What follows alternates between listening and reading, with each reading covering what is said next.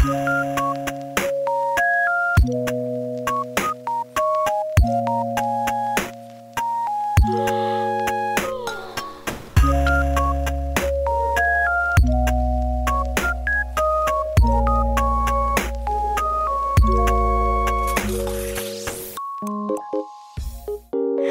Mam, Assalamualaikum. Kembali lagi di YouTube channel aku, share kegiatan hari ini ya. Gimana kabarnya nih hari ini? Semoga sehat, bahagia selalu, serta dilindungin ya dimanapun teman-teman berada. Pagi ini cuaca di rumah itu lagi mendung panas, nggak tahu kenapa.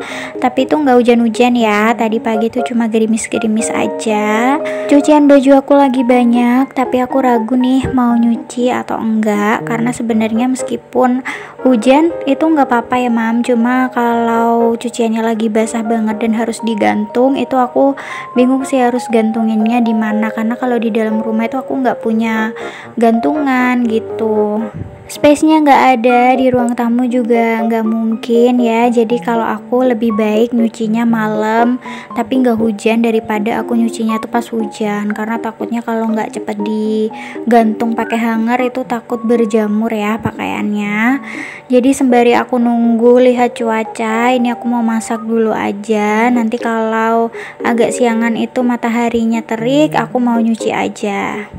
Jadi pagi ini aku mau bikin mie goreng dan juga pangsit goreng. Jadi kemarin sore itu aku udah bikin stok pangsit, udah bikin isiannya juga, udah aku lipetin juga. Aku belum bisa share resepnya ke teman-teman karena aku belum pede ya. Kemarin itu percobaan pertama dan alhamdulillahnya jadi dan enak banget. Modelan pangsitnya itu adalah pangsit goreng kayak di mie gacoan. Mungkin teman-teman tahu ya, pasti tahu lah ya kalau di daerahnya ada mie gacoan yang kipas gitu loh, dan itu enak banget, makanya aku pengen bikin. Kalau beli di gacoan itu 3 bijinya 10.000 belum PPN ya, bisa jadi 11.000. Tapi kalau buat sendiri itu bisa jadi banyak dengan budget yang murah. Dari setengah kilo ayam itu bisa jadi banyak banget deh ya, nggak kehitung, bisa jadi sekitar 20-25 piece kali ya, aku nggak ngitungin sih kemarin. Ini untuk campuran minyak aku pakai sawi mie, terus aku juga pakai telur, udah itu aja sih. Aku mau bikin simple aja minyak, itu lagi aku rebus setengah matang aja biar nggak terlalu lembek ya. Biasanya aku tuh kalau bikin mie goreng kelembekan gitu suami aku kurang suka, jadi di sini aku setengah matang aja, terus aku matikan kompornya. Ini sawi yang aku beli di pasar kemarin ya teman-teman. Ini aku pakai 2 ikat aja. Per ikat gedenya itu isinya 5. Jadi yang 3 ikat tadi udah aku balikin ke dalam kulkas. Udah sedikit agak layu ya, seperti yang aku bilang. Kalau untuk sayur-sayur yang daun-daunan kayak gini tuh nggak bisa yang tahan lama banget. Jadi harus cepet-cepet dimasak ya, bisa sekitar 4-5 hari lah ya, itu paling maksimal banget, dan itu udah mulai layu. Di sini aku tirisin dulu minyak, barulah habis itu mau aku kasih minyak sama kecap. Jadi nanti pas waktu masak di wajan nggak perlu lama-lama lagi, nyampurinnya juga cepet ya. Aku tambahin kecap secukupnya, terus aku juga kasih sedikit minyak di sini biar minyak tuh nggak lengket satu sama lain, nantinya juga biar enak ngaduknya. Terus nanti aku juga tambahin sedikit banget saus tiram. Kalau saus tiramnya agak banyak itu jadinya kerasa banget gitu, aku kurang suka, jadi sedikit aja, tapi sesuai selera teman-teman sih ya. Dan untuk bumbu halusnya tadi aku udah halusin bawang merah, bawang putih sama kemiri, udah itu aja, simple banget. Karena aku dan suami suka banget pedes, makanya di sini aku juga tambahin irisan cabai rawit. Karena nggak pakai saus pedas ya, jadi aku pakai cabai rawit aja maksudnya. Sebelum mulai masak tadi aku juga sudah masak nasi. Di sini nasinya udah mateng. Aku tuh kalau masak nasi sekarang di sebelah TV ya. Karena kalau disatuin pakai stop kontak yang ada di kulkas ini takutnya konslet, karena kulkas itu kan alirannya tinggi. Terus untuk Magicom ini juga tinggi, nggak kalah tingginya gitu, jadi takutnya konslet ya Mam.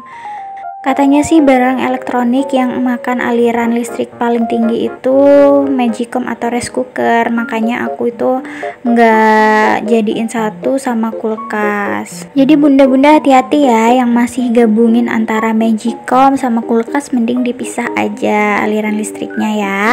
Ini dia pangsitnya yang udah aku bikin kemarin.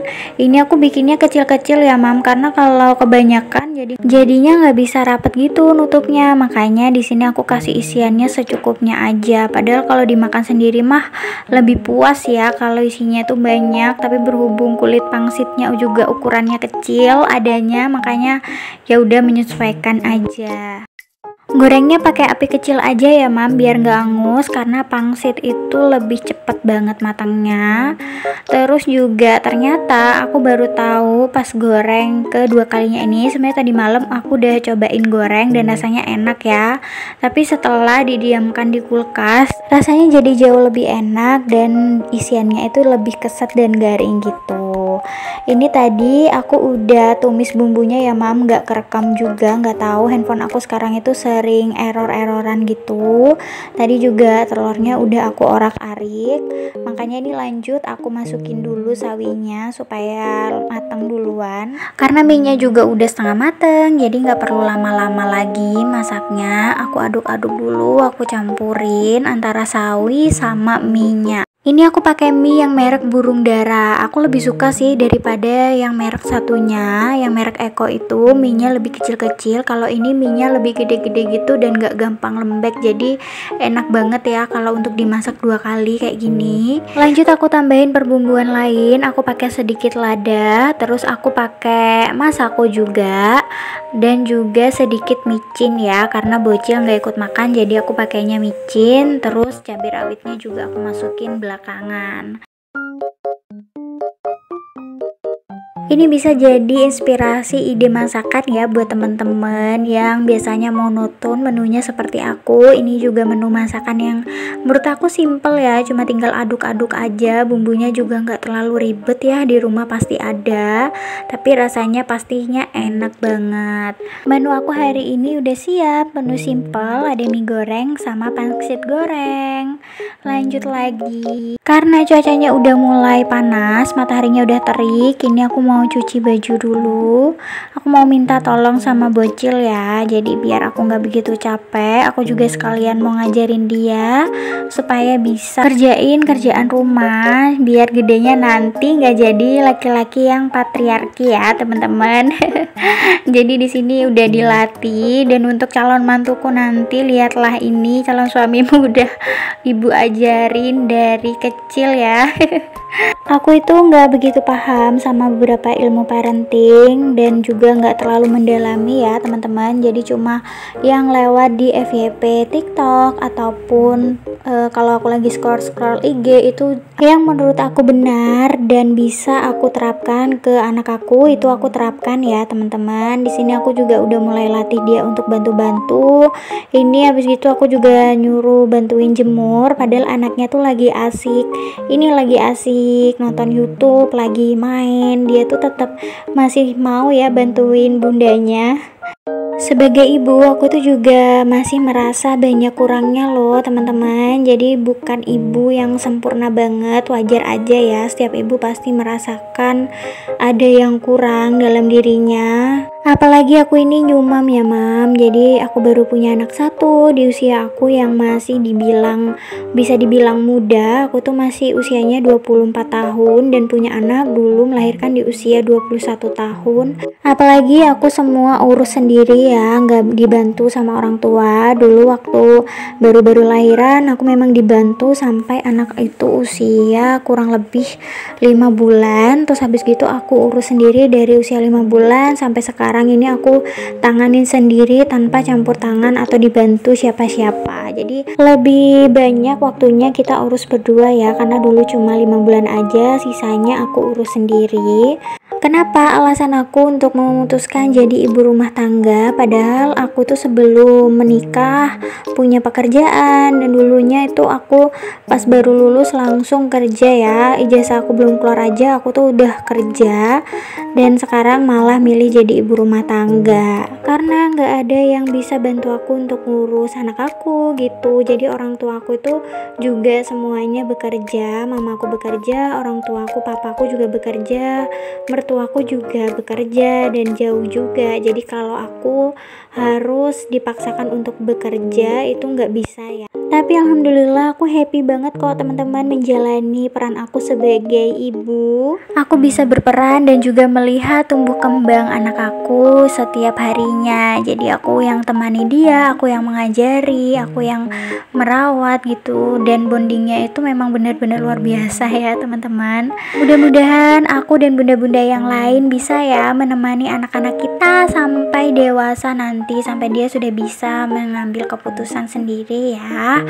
Amin ya robbal alamin. Oke, sekian dulu video yang bisa aku sharing kali ini ke teman-teman. Mohon maaf kalau aku ada salah-salah kata. Dan buat teman-teman yang belum subscribe, jangan lupa subscribe ya, buat terus support aku sebagai ibu rumah tangga. Sampai jumpa di video aku berikutnya. Wassalamualaikum warahmatullahi wabarakatuh. Bye teman-teman.